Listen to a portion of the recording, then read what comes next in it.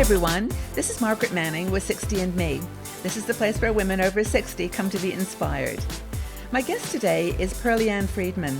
Pearlie Ann had a career in IT for about 30 years as a freelance consultant, and then decided a few years ago she was going to make a big move to Asia, to Thailand. So if you're thinking of making that trip to Thailand yourself, I'm going to ask Pearlie Ann some questions that might help you make your decisions and plan. Hi, Pearlie Ann. Hi, Margaret. How are you? I'm great. I can hear you. Wonderful. Well, it's wonderful to have you with us, and I just admire you so much for this move that you made. I'd love to know more about it. Oh, thank you. Okay. It's actually quite easy because I fell in love with Thailand the first time I came here. So, and then the rest is just, I knew I loved the culture. I understood all the complications and the things that I would have to face, and I accepted it. Yeah. So I'm doing really well here. So your expectations were really set. I think that actually is a really good first step, is to make sure that you love the place at its best and at its worst. And you know what you're getting into. So what were your decisions? I mean, what did you have to do to make that move? I mean, you're obviously working as a freelance consultant now as well, so you're continuing to work. But what were the things you had to think about? I had to think about leaving the city I was born in and all my friends. Yes. And I had to think about, would I adapt to the new culture? Could I handle where the answer to every question is yes, when I know some of the answers are no? I had to understand that laughing could mean that anything I wanted wasn't really going to happen, because Thais laugh and smile when they're under stress. And I had to understand that it was going to be really hot, and also understand that my money was going to go really far and I could live really, really well, and that I would go with the flow and not get stressed. So once I accepted that, it was really easy. And so you made the move how many years ago? I've been coming to Koh Lanta for about 13 years and renting places, coming 3-4 months a year. And now 3 years ago, I bought a place and I'm here full time. Now I live here.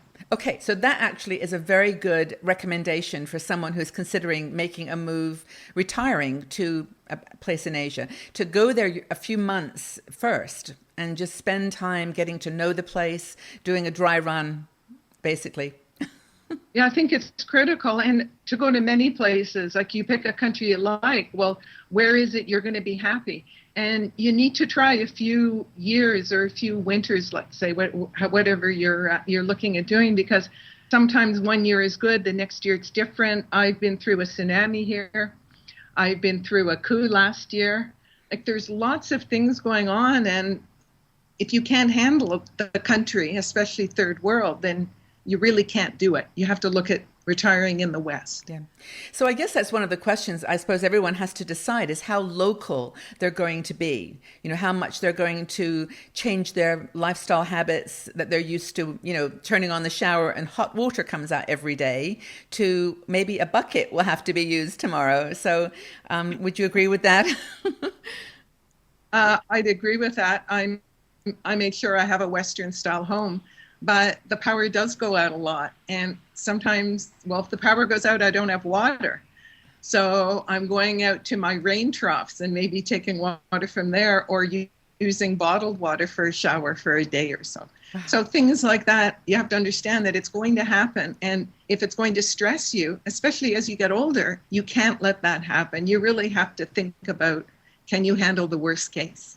Well, so tell me, what are some things that have happened? You mentioned them briefly, but what happened that you didn't expect, that you weren't ready for, but you had to manage? Well, the coup was interesting last about a year and a half ago. All of a sudden, we had a curfew of 9 o'clock. And it's a very social island here with the expats, and we go out a lot. And the idea of being home at 9 was, we kept thinking, well, they don't mean it, do they? Oh, they really meant it. And then the coup was lifted till 10 and to 11. And it was just something completely different, because we had to accept that you don't go out. You go in, you lock your gate, and you're in. So it was we took it humorously, but we were also concerned with people that would break the coup, let's say, because we didn't know what would happen. Yeah. I am used to the power going out. I've been here so long. So it goes out and you make do. I have a home now. I've got lots of bottled water. I buy the big jugs of water so I can have a shower with the big jug. Flushing the toilet's interesting, because you can't. Internet goes down. It goes up and down a lot. No, I was just going to ask you that, there's lots of qualities that I was going to ask you, that you might need making this kind of move to a fairly remote part of Thailand. You're not in Bangkok. You're in a small island in the southern part called Koh Lanta.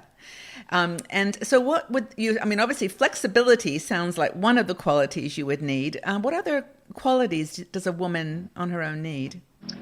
Confidence, self-confidence that you can handle anything that goes wrong. I'm 2 islands removed from the mainland, so I take 2 ferries when I leave here. Now, I could take a minivan or a taxi. I have a car now.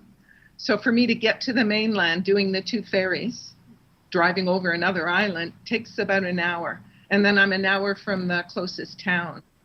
So if I was going to worry about needing something from that town, like the hospital, I wouldn't be able to be here. Yes. But I'm not worried about that. And I decided a long time ago not to panic about things like that. Yes. There are some doctors on the island. There's some expat doctors. So we have a good community where we try and look after each other. The community is wonderful. There are a few Canadians. I'm Canadian. Right. There are a lot of Swedes on the island, a lot of Brits. It seems a lot of people come here 50 and up for whatever circumstances. They left their job early, they got laid off, and they decided, they're not going to look for another job. Most of the people here are very confident because we have to be. We're self-reliant. We're not afraid of things. We take each day as it comes, and we don't look ahead and plan too tightly, because when you live here, you have to go with the flow, and you have to get used to plans changing all the time. Do you speak the language? But there are a lot. Thai nidnoy. I studied Thai for a few years. I can read it, but the Thais really don't want to speak Thai to me because my Thai is so bad. Yeah. I can't do the tones very well, and they all want to speak English.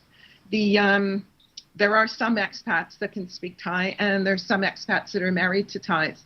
So if I need a translator, I have a lot of them around. Wow, it sounds like a remarkable adventure. What are you doing now? Tell us what a typical day is like for you now in Thailand. I wake up 7, 8 o'clock, have coffee, feed my cats. I love my cats.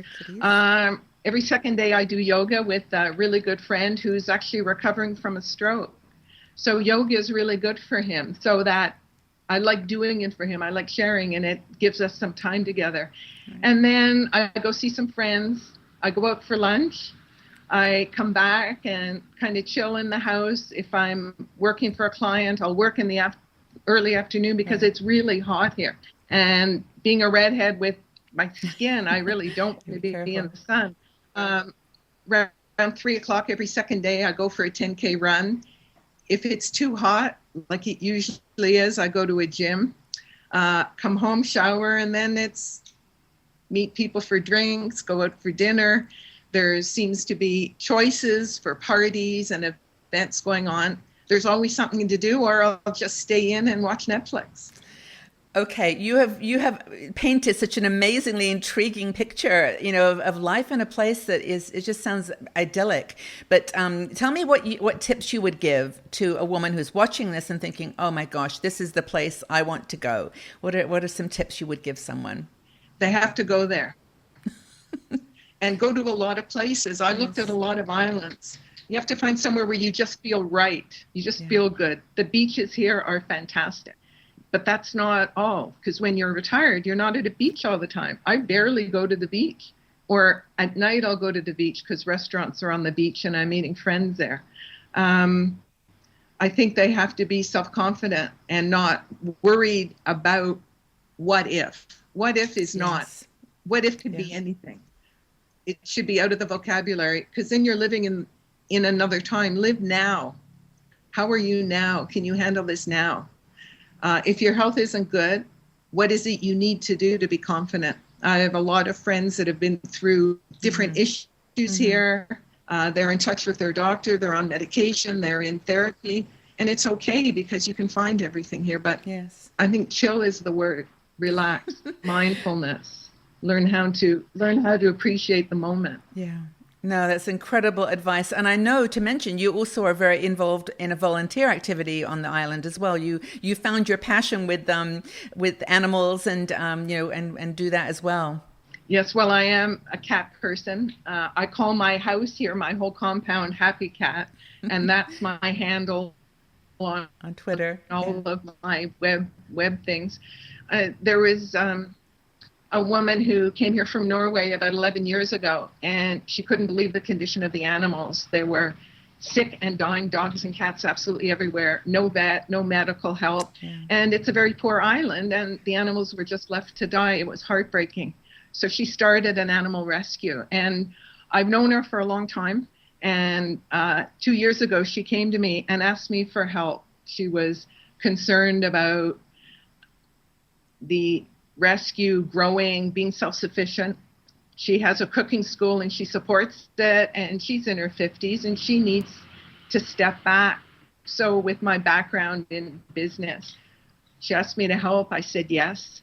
I've put them on a path now that we can see a future of self-sufficiency. I'm actually now the CFO on the board. So I've done, I look at that, I've helped all the cats, and I'm very cat oriented. So I really should say I've helped the cats and the dogs. I'm expecting a cat to come running up on your lap here. And I know you've got lots of them.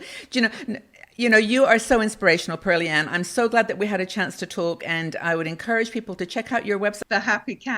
thehappycat.ca. Okay. Well, we'll put that in the article so people can find you and be inspired. And of course, you're also a writer for 60andMe. You write articles for us, so people can read Pearlie Ann's articles there as well. Okay, well, I am just overwhelmed with wonderful information and just, the goodness of your heart in sharing this with us. Thank you very, very much, and look forward to talking to you some more.